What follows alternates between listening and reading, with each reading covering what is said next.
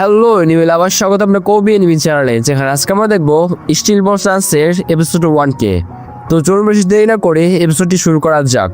গল্পটি শুরু হয় নেটিভ আমেরিকার একটি উপজাতি থেকে, যারা তাদেরই একজনকে হান করছে, কারণ তাদের ধারণা এই লোক গৌরবের জন্য তার হৃদয়ে সহানুভূতি রাখে, আর সেই সময় গৌরবের জন্য সহানুভূতি রাখা নিষিদ্ধ ছিল। তারা ঘোড়ায় চলে তাকে মারতে যায়, কিন্তু হঠাৎ তার শরীরে কিছু অস্বাভাবিক দেখতে পাওয়া যায়। সে এত দ্রুত গতি ধরে নেয় যে চোখের পলকে অদৃশ্য হয়ে যায়। পরের মুহূর্তে আমরা তাকে দেখি একটি গুহায় লুকিয়ে থাকতে। সেখানে সে খবরের কাগজে স্টিল বল রান রেসের খবর শোনে, যে রেস জিতলে $50 মিলিয়ন পাওয়া যাবে, যা বাংলাদেশি টাকায় 612,75,00,000 টাকা। গল্প এখন স্যান ডিয়েগোতে চলে যায়, যেখানে আমরা এই রেসের প্রমোটর মিস্টার স্টিলকে দেখি, যিনি স্টিল বল রান নিয়ে আলোচনা করছেন। স্টিল বল এই প্রথম এমন রেস যা পুরো আমেরিকাকে আশ্চর্যিত করবে, যা স্যান ডিয়েগোতে শুরু হবে এবং নিউ ইয়র্কে শেষ হবে। এটি উত্তর আমেরিকার মহাদেশের প্রথম ঘোড়াদৌড় রেস। মোট দূরত্ব প্রায় 4000 মাইল। এই রেসকে 9টি সেক্টরে ভাগ করা হয়েছে। জিতে পুরস্কার $50 মিলিয়ন। হাজারো লোক এতে অংশ নিচ্ছে, কিন্তু পুরস্কার পাবে মাত্র একজন। তখন একজন সাংবাদিক প্রশ্ন করে, মিস্টার স্টিল, যদি এটি ঘোড়াদৌড় হয় তাহলে জার্মান অটোমোবাইল কোম্পানি ব্যানার কেন ব্যবহার করছে? স্টিল বলে, এটি একটি নতুন চ্যালেঞ্জের জন্য গবেষণা, সবাইকে তিল অনুভব করতে হবে। যদিও এটি ঘোড়াদৌড়, তবু যে কোনো কিছু নিয়ে আসতে পারে। পরের সাংবাদিক প্রশ্ন করে, এত বড় রেসে ব্যর্থ হওয়ার সম্ভাবনা অনেক বেশি। ফিনিশ লাইনে কেউ না পৌঁছালে আপনি কি করবেন? আপনি বিনিয়োগকারীদের মুখ কীভাবে দেখাবেন? স্টিল খুব আবেগপ্রবণ হয়ে বলে, যারা অংশ নিচ্ছে তাদের সাধারণ খেলোয়াড় মনে করো না, তারা এখানে জীবন দিতেও প্রস্তুত, শুধু রেস শেষ করার জন্য।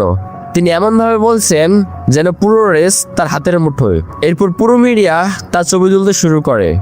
এটি দেখায় যে তিনি কতটা কঠিন, কিন্তু আমরা দেখি তিনি বন্ধ করে মাথা গুঁজে কাঁপছেন। যদি কিছু ভুল হয় তাহলে তার গর্দান যাবে। তার সেক্রেটারি লুসি বলে, আপনি বেশি চিন্তা করছেন, আপনার 40 বছরের অভিজ্ঞতা আছে। গল্প এখন আরেক অজানা ব্যক্তির কাছে যায়, যিনি শুধু রেসে সাইন আপ করতে এসেছেন। প্রথমে $150 দিয়ে সাইন আপ করতে হয়। বন্ধুরা, এখানে তার নাম জাইরো জেপিলি বলা হয়। তখন আরেক লোক তার পোশাক দেখে কৌতূহলবশত তার কাছে আসে। সে তার পকেটের বলগুলো নিয়ে জিজ্ঞাসা করে, কিন্তু শোয়ার চেষ্টা করতেই চারপাশের জিনিস সাম হয়ে যায়। পরের মুহূর্তে সে নিজেকে হাঁটু গেড়ে বসা দেখে। সে অবাক হয়ে জিজ্ঞাসা করে, তুমি আমার সাথে কি করেছো? আমি তো শুধু কৌতূহলবশত বলগুলো দেখতে চেয়েছিলাম। জাইরো জেলিপি বলে, নাটক বন্ধ করো, আমি জানি তুমি চুরি করতে এসেছিলে। তিনি অ্যাটেন্ডেন্টকে জিজ্ঞাসা করেন, আমি যে টাকা দিয়েছি তাতে কত সিক্কা আছে? অ্যাটেন্ডেন্ট গুনে দেখে $20 কম আছে। জাইরো জেপিলি চোরকে জিজ্ঞাসা করে, আমার $20 কোথায়? বয়ে চোর দুটি $10 সিক্কা ফেরত দেয়। এটা দেখে অ্যাটেন্ডেন্ট সিকিউরিটি ডাকে। জাইরো জেপিলি রেসে অংশগ্রহণের রসিদ পান। তিনি ঘোড়ায় চলে যাচ্ছিলেন। পেছন থেকে চোর চিৎকার করে বলে, আমার পা কাজ করছে, এখন এসো আমার সাথে লড়াই করো। সে সাহস করে তার বন্দুক বের করে, কিন্তু সিকিউরিটি তার গান ছিনিয়ে নেয়। তবুও সে হার মানে না, বলে, ঠিক আছে, তুমি রেসে যাও, আমিও তোমার পেছনে যাব এবং রেসে গিয়ে তোমাকে মেরে ফেলবো। তখন দেখবো তোমার সাহস কতটুকু। পুলিশ বলে, তুমি গেলেও শুধু জেলে যাবে। জাইরো জেপিলি বলে, আমি তার বিরুদ্ধে কোনো অভিযোগ করছি না, তাকে ছেড়ে দাও। তিনি আরো আত্মবিশ্বাসী হয়ে বন্দুকটি ফিরিয়ে দিয়ে বলেন, তুই বলেছিলে এটা ব্যবহার করবে, তাহলে করো। আশেপাশের লোকজন জড়ো হয়। ঠিক তখন আমরা জনি জুস্টারকে দেখি, যিনি হুইল চেয়ারে বসে এখানে বসেছেন। আর বন্ধুরা, উনি আমাদের মেইন ক্যারেক্টার। তিনি দেখছেন এখানে রিগাল ডুয়েল শুরু হচ্ছে।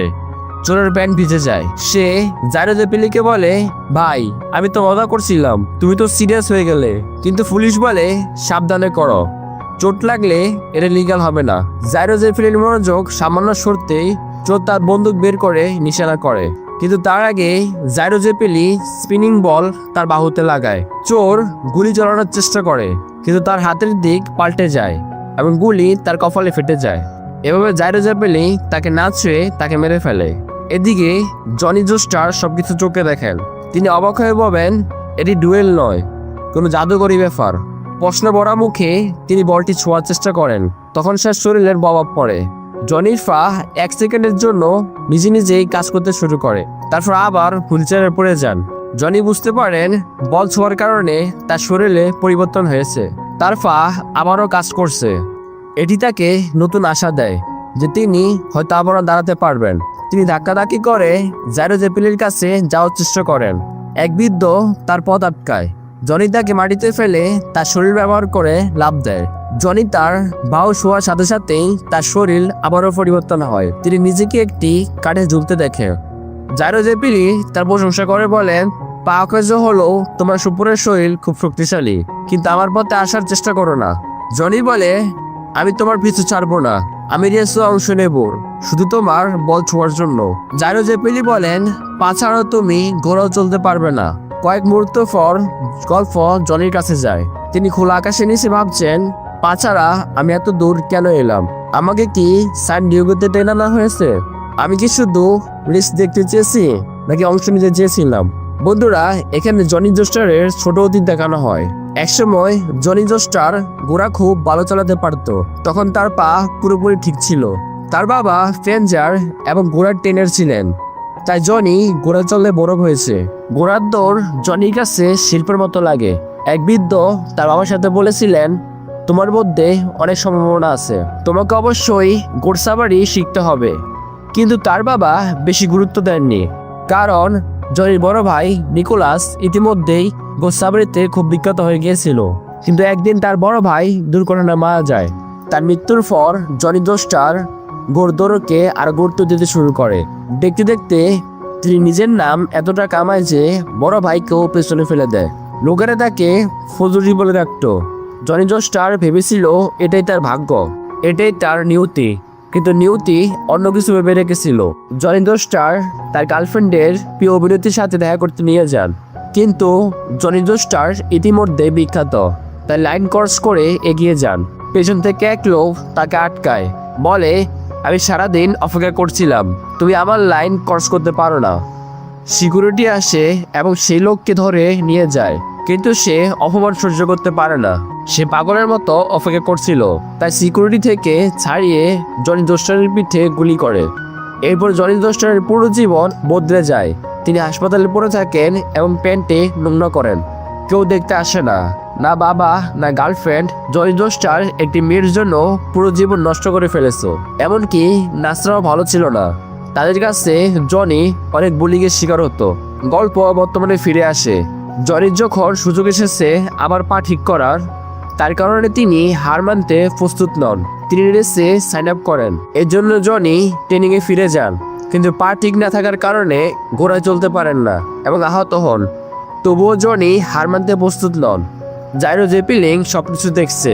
জাইরো জেপিলিং লক্ষ্য করে দুজন লোক কথা বলছে। একসময় এই লোক অনেক নাম কামিয়েছে, এখন তাকে দেখলেও কষ্ট হয়। গল্প কিছুটা সময় এগোয় এবং অবশেষে সেই দিন আসে যার জন্য প্রতিটি হৃদয় অপেক্ষা করছিল। রেসে প্রায় 2000 জন অংশ নিয়েছে। দর্শকদের জন্য টিনের ব্যবস্থাও আছে, যাতে তারা খেলোয়াড়দের সাথে এগিয়ে যেতে পারে। আমরা জনি জোস্টারকে দেখি, যিনি পা ছাড়াই রেসে অংশ নিতে চাইছেন। জাইরো জেপিলি অবাক হয়ে যান। পা ছাড়া এতদূর যাওয়ার জন্য কেন প্রস্তুত? তার জেদ আর আবেগ জাইরো জেপিলিং এর বোঝার বাইরে। আমরা দেখি জনির রক্ত পড়ছে, তিনি যন্ত্রণায় ছটফট করছে এবং বলেন, আমি এখনো হার মানবো না। আমার পুরো জীবন ধ্বংস হয়ে গেছে, আমার কাছে হারানোর মতো কোনো কিছুই নেই। তিনি জাইরো জেপিলিংকে বলেন, তুমি যাই করো, আমি তোমার বলের রহস্য জেনে ছাড়বো। জাইরো বলেন, তুই ভালো ঘোড়াকে বেছে নিয়েছ, এখন তোমার কথা শুনছেন। দেখে মনে হয় তোমার রেসিং এর জ্ঞান আছে। সত্যি বলছি, যদি আমার মনোযোগ আকর্ষণ করতে চাইতে তাহলে সফল হয়েছ। ঠিক আছে, আমাকে দেখাও তুমি এই রেসে ভালো অংশ নিতে পারবে, তাহলে বল নিয়ে কিছু ভাবা যাবে। আমাকে দেখাও তুমি এই ঘোড়ায় চলতে পারবে। জনি টলতে টলতে ঘোড়াকে বলে, তুমি এখনো আমাকে বুঝতে পারোনি, আমাকে সাহায্য করো। তুমি জানো আমার সাথে কি চলছে। আমরা দেখি ঘোড়া আর জনির মধ্যে কোনো সংযোগ তৈরি হয়েছে। ঘোড়া তাকে ফিটে চলতে সাহায্য করে। সেই সময় জনির মাথায় শুধু একটা কথা চলছে, শুধু একবার, এবং দেখতে দেখতে রেস শুরু হয়ে যায়। জনি পা ছাড়াই ঘোড়া নিয়ন্ত্রণ করছে। যাদের পা কাজ করছে তাদের চেয়েও ভালো। তা দেখে আশেপাশে সবাই অবাক হয়ে যায়। তো বন্ধুরা, এখানে ভিডিওর পার্ট 1 শেষ হয়ে যায়। তো ওদের পার্ট 2 দেখতে চাইলে কমেন্টে পার্ট 2 লেখো। তারপর দেখা করবো, ততদিন পর্যন্ত বিদায়। もう一度馬に乗ってやる。残された足だけが勝者の条件となる。レースで優勝しなきゃなんだ。このレースの勝者はこの世のヒーローになる。